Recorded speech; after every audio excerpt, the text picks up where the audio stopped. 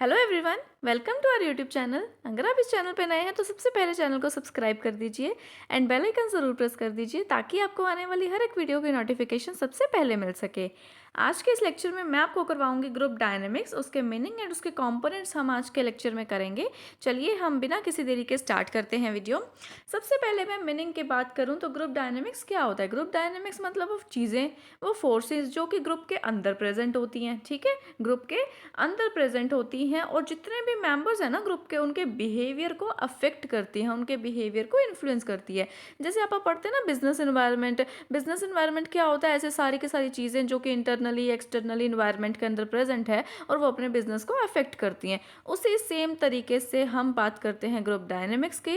Group dynamics वो सारे के सारे फोर्सेस जो कि ग्रुप के अंदर प्रेजेंट होंगे और वो ग्रुप के मेंबर्स के बिहेवियर को क्या करेंगे, अफेक्ट करेंगे, इन्फ्लुएंस करेंगे। अभी ऑब्वियसली सी बात है, इससे बिहेवियर अफेक्ट हो रहा है मेंबर्स का, तो इसको स्टडी करना तो ज़रूरी है ना। तो हर एक जो मैनेजर होता है उसके लिए इम्पॉर्टेंट हो जाता है कि वो ग्रुप डायनेमिक्स को अच्छे से स्टडी करे। क्यों करे? क्योंकि ये बिहेवियर को इन्फ्लुएंस करते हैं, ताकि कोई भी ऐसा फोर्स या कोई भी ऐसी चीज़ नेगेटिवली इम्पैक्ट ना कर सके बिहेवियर को। सो उस चक्कर में, उस रीज़न की वजह से ग्रुप डायनेमिक्स को स्टडी करना ज़रूरी हो जाता है। ठीक है, अगर हम इसके डेफिनेशन की बात करें, सो ग्रुप डायनेमिक्स वो सारी चीज़ों से डील करता है जो ग्रुप के अंदर होती हैं। चाहे वो ग्रुप कैसे बन रहा है, हाउ ग्रुप फॉर्म हो रहा है, ग्रुप के अंदर जो मेंबर्स हैं उनका नेचर क्या है, स्ट्रक्चर क्या है ग्रुप का, कौन सा फैक्टर किस चीज़ को कैसे इन्फ्लुएंस कर रहा है, उन सभी चीज़ों की स्टडी करना, उन सभी चीज़ों से डील करना, that is called group dynamics. ठीक है, अगर हम इसके कंपोनेंट्स की बात करें तो इसके अंदर मेनली जो है वो 7 कंपोनेंट्स आते हैं। ये कंपोनेंट्स हम अच्छे से करेंगे, इससे आपको मीनिंग और ज़्यादा क्लियर हो जाएगा अच्छे से।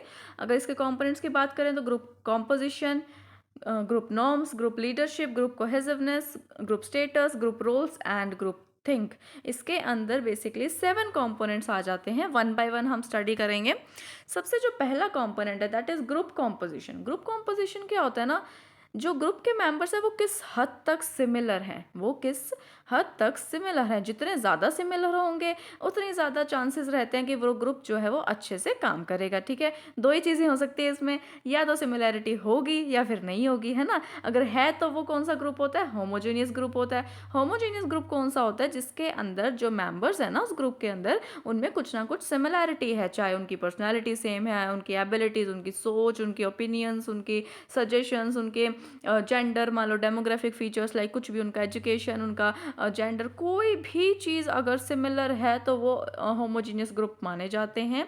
और हेट्रोजीनियस ग्रुप कौन से होते हैं, जिसमें सिमिलैरिटी नहीं होती, मतलब सारे के सारे अलग ही दिशा में हैं, सबकी पर्सनैलिटी अलग है, सबके क्वालिफिकेशन, एक्सपीरियंस, ओपिनियन सब कुछ डिफरेंट है, तो वो कौन सा ग्रुप हो जाता है, हेट्रोजीनियस ग्रुप हो जाता है। ठीक है, अभी इनका जो है बेसिकली हम ग्रुप की बात करें, जो होमोजीनियस ग्रुप होता है ना उसमें क्योंकि सिमिलर क्वालिटीज़ होती हैं, सबकी सबकी सोच एक जैसी, सारे के सारे बंदे एक जैसे, उस चक्कर में क्या होता है, लड़ाइयाँ अपने आप ही कम होगी, है ना। कोहेसिवनेस ज़्यादा होगी। कोहेसिवनेस मतलब एक यूनिटी सी, एक यूनिटी प्लस एक दूसरे का ख्याल रखना, एक दूसरे का ख्याल इन द सेंस एक दूसरे के इंटरेस्ट को ध्यान में रखना, कोऑपरेट करके चलना, वो सारी कोहेसिवनेस वाली चीज़ें जो है वो ज़्यादा रहती हैं। लड़ाई झगड़े अपने आप ही कम हो जाएंगे क्योंकि सारे एक जैसे ही हैं, है ना। अभी सारे एक जैसे हैं तो उनके सामने मान लो 10 डिफरेंट सिचुएशंस आ गई तो सारे डील कर पाएंगे? नहीं ना। क्यों नहीं डील पर कर पाएंगे, सारे है ही एक जैसे, मतलब सबकी क्वालिफिकेशन, एक्सपीरियंस, स्किल सब कुछ ही लगभग लगभग सेम सा है। तो उस चक्कर में जो होमोजेनियस ग्रुप होता है ना, वो एक जैसी सिचुएशन के साथ तो डील कर पाते हैं, बट उनके सामने कुछ डिफरेंट सिचुएशंस आ जाए तो उसमें वो लोग थोड़े से लड़खड़ा जाते हैं। ठीक है, वही हेट्रोजीनियस ग्रुप में इसका अपोजिट कर देना। हेट्रोजीनियस ग्रुप में क्या होता है, डिफरेंट क्वालिटीज़ होती हैं, तो इसका प्लस पॉइंट ये हो जाता है हेट्रोजीनियस ग्रुप का कि इनके सामने डिफरेंट डिफरेंट सिचुएशंस भी आ जाएंगी तो भी ये लोग डील कर लेंगे। अगर इस ग्रुप में 10 पर्सन्स हैं तो सबकी अगर फीचर्स, पर्सनैलिटी, स्किल सब कुछ डिफरेंट है, तो वो 10 डिफरेंट सिचुएशन में से कोई किसी में एक्सपर्ट होगा, कोई किसी में एक्सपर्ट होगा, तो वो लोग डील कर सकते हैं, है ना। तो ये प्लस पॉइंट हो जाता है। नेगेटिव पॉइंट क्या हो जाएगा, क्योंकि सारे के सारे अलग-अलग दिशा में जा रहे हैं तो इस चक्कर में लड़ाइयाँ रहती हैं, सबके जो है बीच में कॉन्फ्लिक्ट्स रहने के ज़्यादा चांसेस रहते हैं और इस चक्कर में कोहेसिवनेस भी थोड़ी कम रहती है, कोऑपरेशन वाली फीलिंग कम रहती है, यूनिटी वाली फीलिंग कम रहती है, ठीक है। सो इसके प्लस और नेगेटिव पॉइंट हो जाते हैं। ग्रुप कॉम्पोजिशन का इंपॉर्टेंट रोल होता है इन्फ्लुएंस करने के अंदर, ठीक है। सो ये पहला कॉम्पोनेंट था ग्रुप कॉम्पोजिशन, मतलब ग्रुप बना किस टाइप का है ना, होमोजीनियस है या फिर हेट्रोजीनियस है। नेक्स्ट हम चलते हैं ग्रुप नॉर्म्स के ऊपर। ग्रुप नॉर्म्स क्या होता है ना, जैसे मैंने आपको फर्स्ट लेक्चर में भी बताया था, नॉर्म्स क्या होते हैं, स्टैंडर्ड्स होते हैं।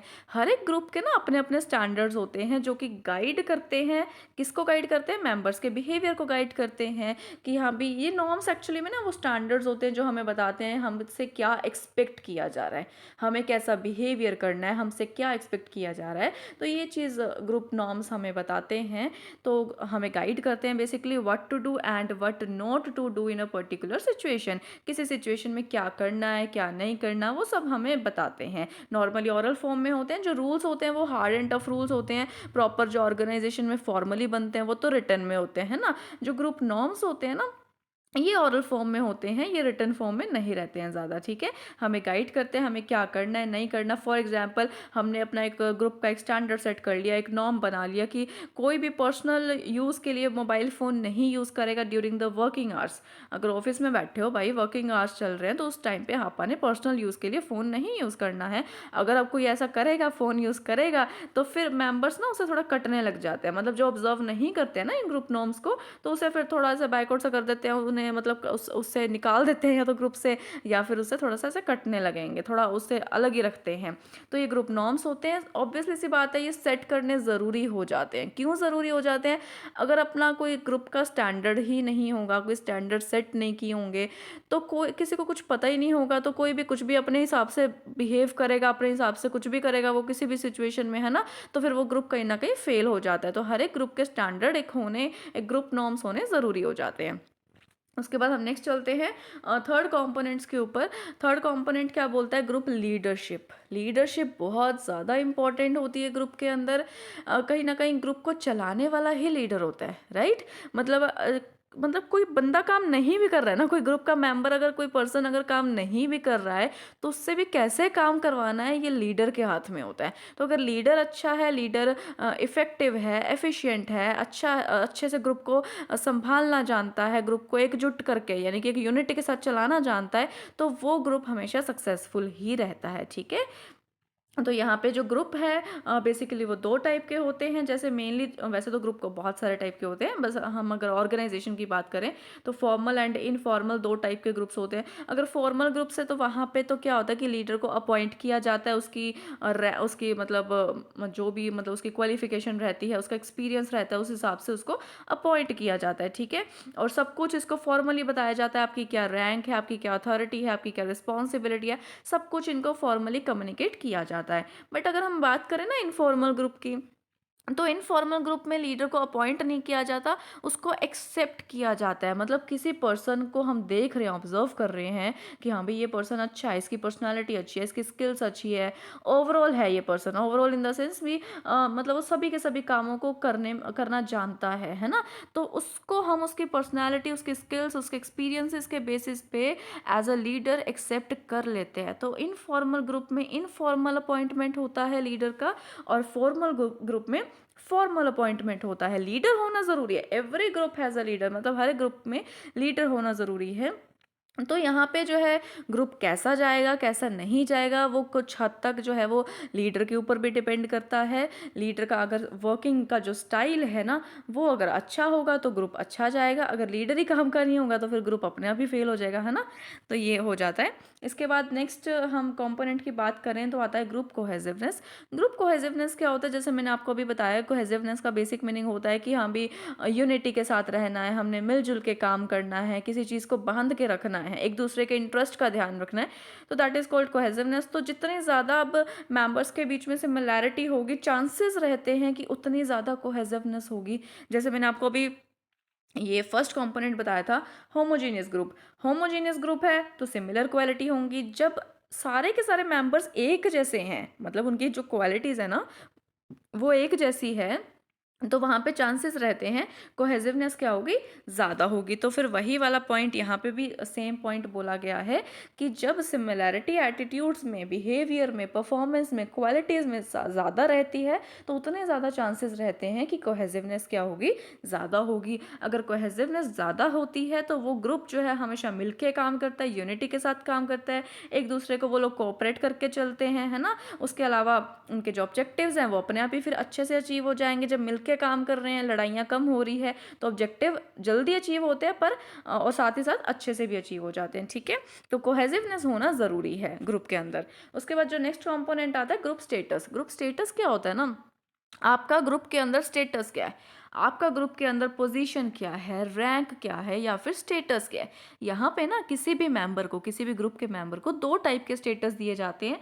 एक तो फॉर्मल स्टेटस, दूसरा इनफॉर्मल स्टेटस। फॉर्मल स्टेटस तो उसकी क्या रैंक है ना, उसके हिसाब से उसको मिल जाएगा। यानी कि कोई भी ऑर्गेनाइजेशन है, वहाँ पे डिफरेंट डिफरेंट पोजीशंस होती हैं, कुछ टॉप अथॉरिटी पे पोजीशंस रहती हैं, टॉप लेवल पे रहती हैं, लाइक जनरल मैनेजर वगैरह हो गए, है ना। कुछ मिडल पे भी रहती हैं, फंक्शनल मैनेजर, सुपरवाइजर्स, कुछ लोअर लेवल पे जो वर्कर्स आ जाते हैं वो होते हैं। तो आपका जो है वो रैंक कहाँ पे है, उस हिसाब से जो है आपका स्टेटस होगा। इन पोजीशंस पे किस पर्सन को हायर किया जाएगा वो डिपेंड करता है कि आपकी क्वालिफिकेशन क्या है, आपका एक्सपीरियंस क्या है। जितनी ज़्यादा बड़ी पोजीशन उतनी ज़्यादा बड़ी सैलरी, उतनी ज़्यादा बड़ी अथॉरिटी और उतना ज़्यादा रिस्पेक्ट, सब कुछ बढ़ता रहता है। मतलब अपनी अगर पोजीशन बढ़ती जाएगी तो अपना सैलरी, अथॉरिटी, रिस्पेक्ट उस हिसाब से सब कुछ बढ़ता जाएगा। तो ये फॉर्मल स्टेटस होता है जो फॉर्मली अपने को दिया जाता है किसी भी ऑर्गेनाइजेशन के अंदर। वो डिपेंड करता है अपन कौन सी पोजीशन पे बैठे हैं, उस हिसाब से अपने को फॉर्मल स्टेटस मिलता है।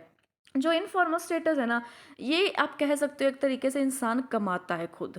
इंसान की पर्सनालिटी कैसी है, उसकी स्किल्स कैसी है। कोई कई बार क्या होता है ना, कई बार कोई पर्सन जो है वो लोअर लेवल पे बैठा है या मिडिल लेवल पे बैठा है, बट वो इतना स्किल्ड होता है, इतना उसकी पर्सनालिटी अच्छी होती है, उसका काम अच्छा होता है, उसकी स्किल्स, उसका काम करने का तरीका, ये सब कुछ वो अपना काम में इतना परफेक्ट होता है कि वो अपनी एक पहचान बना लेता है ना। तो फिर वहाँ पे जो होता है उसका एक इनफॉर्मल स्टेटस जो है वो बढ़ जाता है। मान लो इसका सबसे अच्छा एग्जाम्पल है, कोई इनफॉर्मल ग्रुप बना हुआ है। इनफॉर्मल ग्रुप के अंदर क्या है, किसी की पर्सनालिटी, किसी के अच्छे क्वालिटीज़, किसी की अच्छी स्किल्स के बेसिस पे अपन उसको क्या मान रहे हैं, लीडर मान रहे हैं। जैसे मैंने आपको अभी बताया ना, लीडरशिप के अंदर इनफॉर्मल ग्रुप में के अंदर हम लोग एक्सेप्ट करते हैं किसी भी पर्सन को एज अ लीडर, अगर उसमें अच्छी क्वालिटीज़ हैं, अच्छी स्किल्स हैं, तो हम उसको एक्सेप्ट कर रहे हैं। तो हमने उसको इनफॉर्मल स्टेटस दिया, अच्छा स्टेटस दिया, हाई स्टेटस दिया, इनफॉर्मली दिया, तो उसने कमाया है, ठीक है।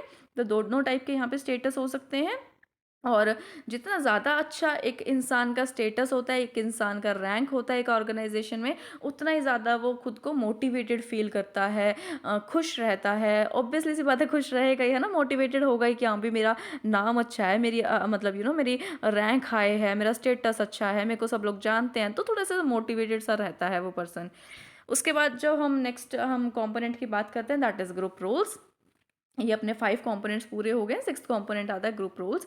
ग्रुप रोल्स में क्या होता है ना, कि ग्रुप के अंदर आपको क्या रोल दिया जा रहा है। सिंपल से इसका यही मीनिंग है कि as a member of the group आपसे क्या एक्सपेक्ट किया जा रहा है, कि आप क्या रिस्पॉन्सिबिलिटी निभाओगे, क्या आप रोल निभाओगे, कैसा आप उस रोल के अंदर बिहेवियर करोगे। आपसे क्या रोल एक्सपेक्ट किया जा रहा है, क्या बिहेवियर एक्सपेक्ट किया जा रहा है, वो होता है ग्रुप रोल्स। इसके अंदर भी वही सेम अगेन, फॉर्मल ग्रुप होगा, इनफॉर्मल ग्रुप होगा। फॉर्मल ग्रुप है तो अपने रोल्स क्लियर रहते हैं, अपने को एग्जैक्टली पता रहता है कि हाँ भी अपने ने क्या करना है, क्या नहीं करना, अपने को एग्जैक्ट बता दिया जाता है। बट इनफॉर्मल ग्रुप के अंदर क्या रहता है, रोल समटाइम्स क्लियर नहीं होते हैं, जिसकी वजह से ना अपन नेगेटिवली इफेक्ट होते हैं। ऑब्वियसली सी बात है कि अगर अपने को पता ही नहीं अपने करना ही क्या है, अपने को क्लियर ही नहीं, एग्जैक्टली पता ही नहीं अपने करना क्या है, तो आप थोड़े परेशान रहेंगे, है ना। आप सेटिस्फाइड भी नहीं होंगे, इस चक्कर में आप बेटर वे से काम भी नहीं कर पाएंगे। और वहीं अगर क्लैरिटी बहुत अच्छी है रोल के अंदर, तो आप सेटिस्फाइड रहेंगे। हमें एग्जैक्टली पता है कि हमें ये करना है, तो हम अच्छे से करेंगे भी और बेटर वे में करेंगे, हम सेटिस्फाइड भी रहेंगे, हम अच्छे से काम भी कर सकेंगे। सो यहाँ पे क्लैरिटी होना रोल की बहुत ज़्यादा ज़रूरी हो जाती है, ताकि हम उस रोल को अच्छे से निभा सकें। नेक्स्ट इसके अंदर जो लास्ट कंपोनेंट आता है that is group think. Group think का बेसिक यहाँ पे मीनिंग क्या है ना, कि ग्रुप को लेकर के आपकी थिंकिंग क्या है, ग्रुप को लेकर के आपकी सोच क्या है, आप ग्रुप को लेकर के चल रहे हो, कलेक्टिवली लेकर के चल रहे हो, डिसीजंस जो हैं वो कलेक्टिवली लिए जा रहे हैं, प्रॉब्लम्स कलेक्टिवली सॉल्व की जा रही है, ताकि हारमनी बनी रहे, हारमनी एक यूनिटी बनी रहे, सभी मेंबर्स जो हैं वो खुद को एक सेटिस्फाइड फील करें कि हाँ इस ग्रुप के हम मेंबर्स हैं, हमें पूछा जा रहा है, हमें इन्वॉल्व किया जा रहा है। तो ये वो फिनोमिना होता है जिसके अंदर डिसीजंस जो हैं वो कलेक्टिवली लिए जाते हैं, प्रॉब्लम्स कोई भी आ जाए उसको मिल के सॉल्व किया जाता है। ऐसे नहीं कि हाँ भी लीडर ने अकेले ने डिसीजन ले लिया और उसको उसको धक्के से थोप दिया ग्रुप मेंबर्स के ऊपर, ऐसा नहीं होता है। सो ग्रुप थिंक यानी कि जब हम ग्रुप के बारे में सोच के चलते हैं, है ना, ग्रुप के बारे में थिंक करके चलते हैं, सो वो ग्रुप थिंक हो जाता है। यहाँ पे जो डिसीजंस हैं वो ग्रुप लेवल पे लेने चाहिए। यहाँ पे ना दो पर्सपेक्टिव आते हैं, जैसे होता है ना एक सिक्के के दो पहलू होते हैं, तो वही पॉजिटिव और नेगेटिव पॉइंट्स इसके अंदर हो जाते हैं। अगर डिसीजंस ग्रुप लेवल पे ले रहे हैं तो ऑब्वियसली वो बेटर ही रहेंगे इंडिविजुअल लेवल पे, क्योंकि कहाँ तो अकेली मैं मेरी नॉलेज के बेसिस पे डिसीजंस ले रही हूँ, कहाँ मैं सबको बिठा रही हूँ, मेंबर्स को सबको सुन रही हूँ, तो मुझे इन्फॉर्मेशन ज़्यादा मिलेगी ना। कोई भी पर्सन इतना परफेक्ट नहीं होता कि उसको सारी की सारी नॉलेज होगी, सारी की सारी उसको इन्फॉर्मेशन होगी कि वो अकेला ही डिसीजन ले लेगा और वो बेस्ट डिसीजन होगा, है ना, ऐसा नहीं होता है। तो हम क्या करते हैं, अगर वही हम सारे के सारे मेंबर्स को बिठा रहे हैं, सबको सुन रहे हैं, सबकी नॉलेज सबकी इन्फॉर्मेशन हम लोग सुन रहे हैं, तो हमें जो है वो बहुत सारे ऑल्टरनेटिव्स मिलते हैं, बहुत सारे आइडियाज़ मिलते हैं, बहुत सारे तरीके मिलते हैं, तो उसमें से जो बेस्ट वन हमें लगता है हम उसको सिलेक्ट करते हैं, राइट। सो ये एक बेनिफिट हो जाता है। दूसरा बेनिफिट ये हो जाता है कि जब हम सारे मेंबर्स को बोल रहे हैं कि आप पार्टिसिपेट कीजिए डिसीजन मेकिंग प्रोसेस के अंदर, तो जो डिसीजन फाइनली निकल करके आएगा उसको इम्प्लीमेंट करना इजी हो जाता है। मेंबर्स को ये लगेगा ना कि चाहे थोड़ा चाहे ज़्यादा हमें भी इन्वॉल्व किया गया है, सो उस चक्कर में वो लोग इम्प्लीमेंट भी करेंगे, उन्हें ये लगेगा कि हमारा ही डिसीजन है, हमारे ही लिया हुआ है, तो हम बेटर वे से उसे इम्प्लीमेंट भी करें, है ना, अच्छे से इम्प्लीमेंट भी करें। तो वो एक फीलिंग लाने के लिए उनको इन्वॉल्व करोगे तो ज़्यादा सही रहता है। प्लस अच्छे आइडियाज़ मिलते हैं, नए नए आइडियाज़ मिलते हैं, बेटर सॉल्यूशन मिलता है प्रॉब्लम का, बेटर ऑल्टरनेटिव मिल जाता है। सो अच्छा रहता है ऑलवेज डिसीजंस जब हम ग्रुप लेवल पे लेते हैं। इसका नेगेटिव पॉइंट ये हो जाता है, समटाइम्स क्या होता है ना कि एक लीडर के पास इतना टाइम ही नहीं होता है कि हाँ भी वो सबसे पूछे करे, फास्ट डिसीजन लेना होता है, या कई बार ऐसा कुछ टिपिकल सा टॉपिक हो जाता है जहाँ पे हमें डिसीजन लेना होता है। सो वहाँ पे अगर वो सबसे पूछता फिरेगा तो सबकी सोच अलग है, सबके ओपिनियंस अलग, वो लड़ाई झगड़े हो जाएंगे, कंट्रोवर्सीज हो जाएंगी, कॉन्फ्लिक्ट्स हो जाएंगे। समटाइम्स तो ऐसा होता है कि कोई डिसीजन पे पहुँच ही नहीं पाते, अराइव ही नहीं कर पाते हैं किसी फाइनल डिसीजन पे, हम बीच बचारे लटके रह जाते हैं। सो वहाँ पे क्या हो जाता है कि फिर लीडर के जो टाइम रिसोर्सेज सब कुछ वेस्ट हो जाता है और डिसीजन भी नहीं हो पाता है ढंग से, लड़ाइयाँ भी रहती हैं। तो फिर वो मतलब कई बार क्या हो जाता है कि ग्रुप इफेक्टिवनेस जो है वो बढ़ने की बजाय क्या हो जाता है, कम हो जाती है, जो इफेक्टिवनेस होती है ग्रुप की कम हो जाती है। समटाइम्स क्या होता है कि हमने सबके डिसीजन सबके जो है बेसिकली आइडियाज़ हमने सुन लिए, सबके हमने सोच सुन ली, सबके हमने ओपिनियंस जान लिए, उसके बेसिस पे हम मेरे को एज अ लीडर किसी एक पर्टिकुलर पर्सन का अच्छा लगा आइडिया, तो मैंने उसको सिलेक्ट कर लिया। तो बाकी मेंबर्स को ये चीज़ हो जाएगी कि हाँ भी उसके डिसीजन को एक्सेप्ट किया है, हमारे क्यों नहीं किया, उसका आइडिया अच्छा लगा, हमारा क्यों नहीं लगा, है ना। वो ये नहीं सोचेंगे कि उसका आइडिया एक्चुअल में अच्छा था, वो ये सोचेंगे, बस उनके दिमाग में एक ही चीज़ जाएगी कि हाँ भी उसका एक्सेप्ट कर लिया, मेरा नहीं किया। तो फिर वो और ज़्यादा कई बार कॉन्फ्लिक्ट्स हो जाते हैं और ग्रुप इफेक्टिवनेस बढ़ने की बजाय, वर्क एफिशिएंसी बढ़ने की बजाय वो उल्टा कम हो जाती है। तो एक नेगेटिव पॉइंट हो जाता है, ठीक है। बट हाँ, इन कंक्लूजन हम ये चीज़ बोल सकते हैं कि अगर हम थोड़े नेगेटिव पॉइंट्स को कंट्रोल में रखें तो बेटर रहते हैं अगर हम ग्रुप डिसीजन लेंगे, ठीक है। जो ग्रुप डिसीजन होते हैं वो बेटर होते हैं दैन द इंडिविजुअल डिसीजंस, अगर हम थोड़े से नेगेटिव पॉइंट्स को कंट्रोल में रखेंगे। हाँ, और सिचुएशन देखना भी इंपॉर्टेंट होता है, अगर हमने जल्दी डिसीजन लेना है तो हम सबसे नहीं पूछ सकते, ऑब्वियसली सी बात है। अगर हमारे पास टाइम है अच्छा खासा, तो हम आराम से बैठ के हम डिसीजंस लेते हैं ग्रुप लेवल पे, तो वो बेटर रहते हैं इंडिविजुअल वन से। सो ये यहाँ पे 7 कंपोनेंट्स थे, जैसे मैंने आपको स्टार्टिंग में बताया था, ये पूरे हो गए हैं और इसका मीनिंग, डेफिनेशन, कंपोनेंट्स हमारा हो गया। सो पूरा का पूरा जो ग्रुप डायनेमिक्स का टॉपिक था वो यहाँ पे मैंने करवा दिया। इससे पहले ग्रुप के फीचर्स, मीनिंग्स को, प्लस ग्रुप के टाइप्स, प्लस ग्रुप के थियोरीज, प्लस स्टेजेस, सब कुछ मैंने कवर अप करवा दिया था लास्ट के कुछ 3-4 लेक्चर्स के अंदर। सो ये हमारा लास्ट लेक्चर था, इसके बाद जो नेक्स्ट टॉपिक रहेगा वो मैं स्टार्ट करवाऊंगी, ठीक है। सो आज के लिए बस इतना ही। कैसा लगा हो वीडियो लेक्चर प्लीज़ कॉमेंट करके ज़रूर बताइएगा, अच्छा लगा हो तो प्लीज़ लाइक भी ज़रूर कीजिएगा, ज़्यादा से ज़्यादा वीडियो को शेयर शेयर कीजिए। Thank you so much.